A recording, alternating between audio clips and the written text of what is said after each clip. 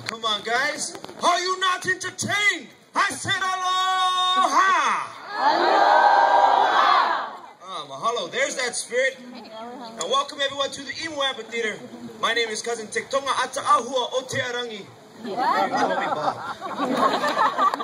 But throughout the day, family, you heard this. This is called the Poo or the Conch Shell. It has led you to each and every event throughout the evening. But what I'm about to do is take everyone here back to ancient Hawaii, where this signified the arrival of our royal court. So please, listen.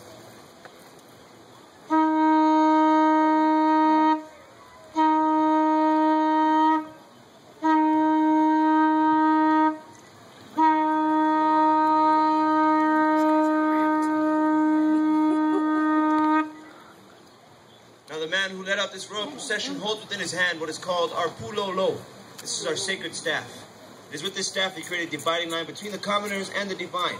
Anyone who should cross this imaginary line will be quickly put to death to the warrior who stands on his right, who holds within his hand what is called the ihe, or the spear.